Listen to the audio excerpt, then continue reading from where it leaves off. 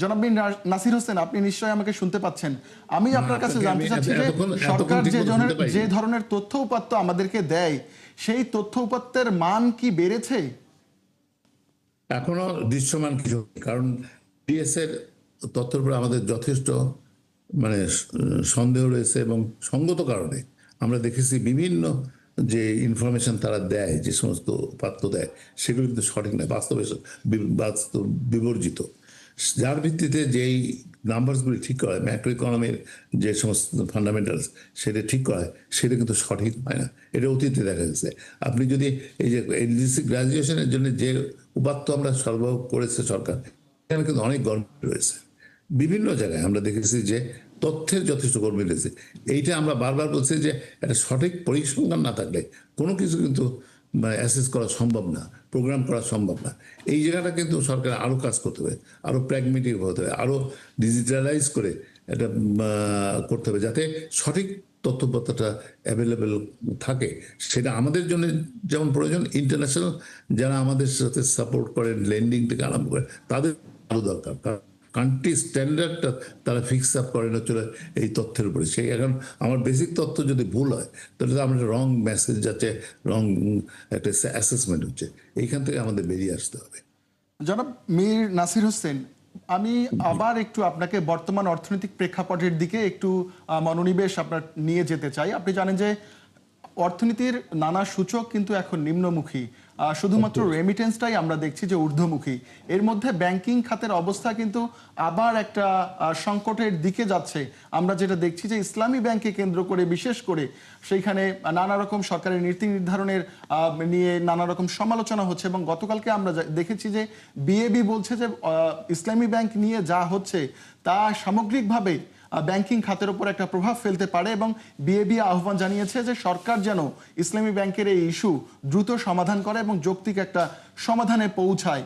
Bank খাত নিয়ে তো এই যে বিশৃঙ্খল অবস্থা, ব্যাংক খাতে যে লুটতরাজের পরিস্থিতি, এটা তো দীর্ঘদিনের। অন্তর্বর্তী সরকার সেখানে কিছুটা উন্নয়নের চেষ্টা করেছে।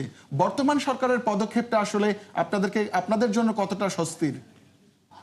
আমি মনে করি যে এটা আরও ট্রান্সপারেন্ট হওয়া দরকার। কারণ হচ্ছে এখানে ব্যাংকিংয়ের ইস্যুটা আসলে একটা ইকোনমিক ইস্যু, এর সাথে পলিটিক্যাল ইস্যুটা এসে যাচ্ছে।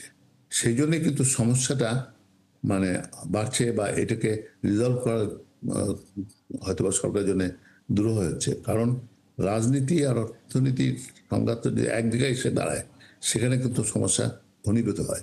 সেই জন্যে আমার মনে হয় it should be seen from the economic perspective, not from the political perspective.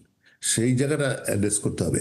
তবে আমরা চাই যে ব্যাংকিং খাতে শৃঙ্খলা থাকুক, এবং কারণ এর সাথে পাবলিকের মানি জড়িত, তাদের ডিপোজিটারদের, তাদের স্বার্থ সংরক্ষণ করা দরকার। এবং সেটা মীর সংরক্ষণ হচ্ছে নাসির কিনা হোসেন, সেটা এবারও আমরা এখন পর্যন্ত যেটি জেনেছি যে এবারও একটা বড় ধরনের অর্থ বরাদ্দ করা হচ্ছে দুর্বল ব্যাংকগুলোকে সবল করার জন্য। আমরা দেখেছি যে অন্তর্বর্তী সরকারও এই দুর্বল ব্যাংকগুলোকে সচল করতে বড় ধরনের একটা অর্থ দিয়েছে। এই যে অর্থ দেয়া হচ্ছে, একদিকে যারা আমানত রেখেছেন তাদের টাকা নাই হয়ে গেছে, অন্যদিকে তাদের কাছ থেকেই করের অর্থ আদায় করে সরকার সেই ব্যাংকগুলোকে আবার ভরণ পোষণ করছে। এটি কি অর্থনীতিতে অনেক বড় সংকট তৈরি করছে না? বা সেই সংকটটার উত্তরণের উপায়টা সরকার সেই উপায়ের দিকে বা পথে হাঁটছে কিনা? আমি মনে করি যে ইন্টেরিয়াম গভর্নমেন্ট যে মার্জার ইয়েটা নিয়েছে, এটা কতখানি যৌক্তিক ফলাফল এনে দেবে, এটার ব্যাপারে আমার যথেষ্ট সন্দেহ রয়েছে। কারণ ব্যাংক সরকার, বাংলাদেশ ব্যাংক যেটা করছে, তারা পাবলিক মানি এখানে দিয়ে রিফাইন্যান্সিং করছে, ইনক্লুডিং প্রিন্টিং মানি, কারেন্সি, যেটা ইনফ্লেশনের উপরে ইম্প্যাক্ট ক্রিয়েট করে। আবার এইগুলি দেখা যায় মডেলটা ঠিক হয়েছে কিনা, এই ব্যাপারে আবার যথেষ্ট সন্দেহ অবকাশ রয়েছে। কারণ হচ্ছে এইভাবে মার্জার পৃথিবীতে হয়েছে কিনা এবং তার কোনো সফল মানে উদাহরণ আছে কিনা আমি জানি না। এটা হতে পারতো ইন্ডিভিজুয়াল ব্যাংক এবং সবল একটা ব্যাংকের সাথে করে সেইখানে যদি রিফাইন্যান্সিং করা হতো তাদের ব্যালেন্স শিটের ভিত্তিতে, সেখানে বোধহয় ফল বেশি পাওয়া যেত। এখন হয়েছে কি, পুরো এই 5-6টা ব্যাংকের যারা গ্রাহক রয়েছে বিভিন্ন পর্যায়ে, শুধু যারা ডিপোজিটার না, এদের সাথে অনেকে এলসি রয়েছে, এলসি সেটেলমেন্ট রয়েছে, ব্যাংকের অ্যাডজাস্টমেন্টের ব্যাপারগুলি রয়েছে, কারো হয়তো ওভারডিউ রয়েছে, সেটাকে অ্যাডজাস্টমেন্ট রিশিডিউলের ব্যাপার আছে, এগুলো কিছুই হচ্ছে না, যার জন্য কিন্তু ইন্ডিভিজুয়াল পার্টিরা অন্য ব্যাংকে যায় সাফার করছে। সেই জন্য আমি মনে করি যে এইটা রিভিজিট করার সুযোগ আছে কিনা, না হলে এটা হোলিস্টিক্যালি দেখে এইভাবে ব্যাংক মানে পাবলিক মানি এবং টাকা ছাপিয়ে ব্যাংকগুলিকে পুনরুজ্জীবিত করা কতখানি যৌক্তিক, এটা যথেষ্ট আমার রিজার্ভেশন রয়েছে। মীর নাসির হোসেন, আমরা আপনার কাছে আরেকটি বিষয় জানতে চাই, সেটা হচ্ছে সরকার ব্যবসা বিনিয়োগ সহজীকরণ করতে বেশ কিছু পদক্ষেপ নিয়েছে। তার মধ্যে আমরা একটি যেটা দেখেছি সেটা হচ্ছে যে বন্ধ হতে যাওয়া কিংবা বন্ধ হয়ে যাওয়া বেশ কিছু কারখানাকে পুনরায় জাগিয়ে তুলতে সরকার একটা বরাদ্দ দিয়েছে। সেটি আসলে কর্মসংস্থান সৃষ্টিতে বড় ভূমিকা রাখবে বলে আমরা প্রত্যাশা করি। বাট সরকারের এই সিদ্ধান্ত কতটা দীর্ঘমেয়াদে অর্থনীতির জন্য কতটা ফলপ্রসূ হবে? আমি প্রথমে আউটস্ট্যান্ড বলতে চাই, আমি এটাকে সাধুবাদ জানাই, কিন্তু এর সাথে হয়েছিল যে আপনি প্রায়োরিটাইজ করবেন কি, যে ইন্ডাস্ট্রিটা সিক হয়ে একদম বন্ধ হয়ে গেছে দীর্ঘদিন, সেটাকে পুনরুজ্জীবিত করতে আপনার যে মেহনত, যে করতে হবে, করা ভালো, করতে পারলে কর্মসংস্থান সৃষ্টি হবে, উদ্যোক্তারা বাঁচবে।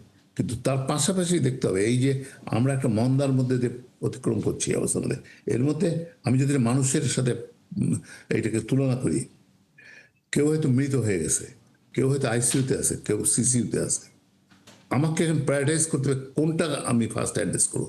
আমি যে মরতে যাচ্ছে তাকে বাঁচানো, সেটাই বোধহয় বুদ্ধিমানের কাজ হবে বলে আমি মনে করি। এবং পাশাপাশি তাদেরকেও পুনর্জীবিত করতে হবে, পুনরুদ্ধার করতে হবে। এইটা সেই জন্য এইখানে পলিসিটাকে আমি মনে করি আরেকটু রিভিজিট করা দরকার।